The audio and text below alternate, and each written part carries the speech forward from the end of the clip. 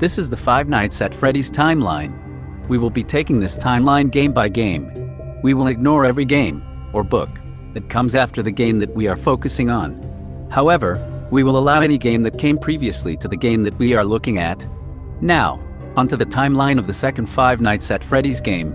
Phone Guy states that there was a restaurant open before Freddy's. The restaurant was named Fredbear's Family Diner. We're going to try to contact the original restaurant owner.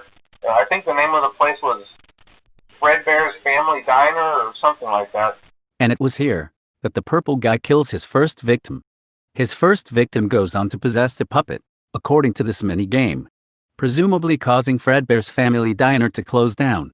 Month unknown, day unknown, year unknown. Freddy Fazbear's then opens after Fredbear's closes. This location is described as an old location, according to Phone Guy. Now, I want you to forget anything you may have heard about the old location. That old restaurant was kind of left to rot for quite a while. Month unknown, day unknown, year unknown. Next, 5 children go missing at the old location. This is known as the Missing Children's Incident, where 5 kids are lured to a back room by the purple guy, dressed in a mascot costume. This happened on June 26th, year unknown.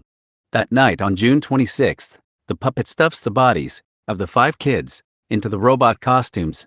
This is shown on this mini-game, as well as these flashback sequences. The purple guy is caught and charged. The following morning on June 27th, year unknown. The old location is threatened with shutdowns due to the robots bleeding. Month unknown, day unknown, year unknown. This causes Freddy's to try and save face with a grand reopening of a new restaurant.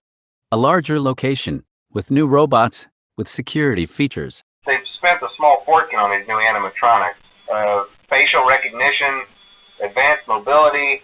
They even let them walk around during the day. But most importantly, they're all tied into some kind of criminal database so they can detect a predator a mile away.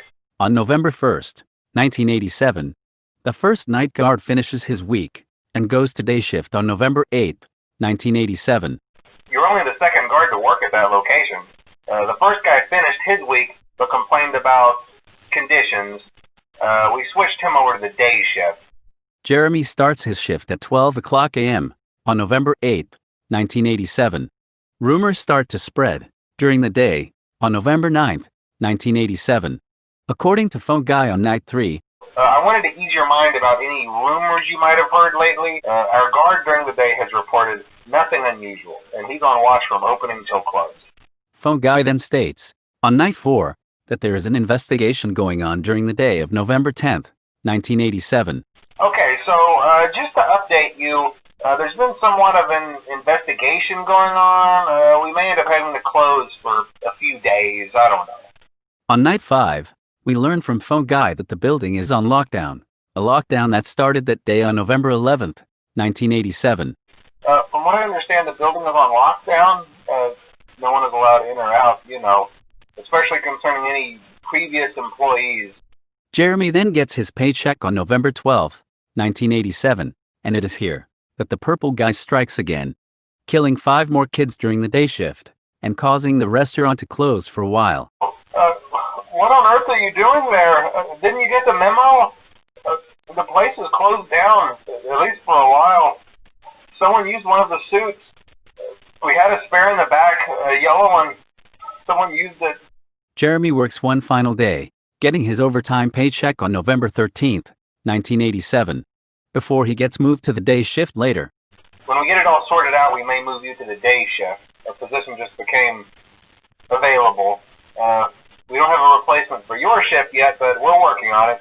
Fritz gets hired to take the place of Jeremy on the night shift. However, he tampers with the robots and gets fired on his first day, on November 14th, 1987.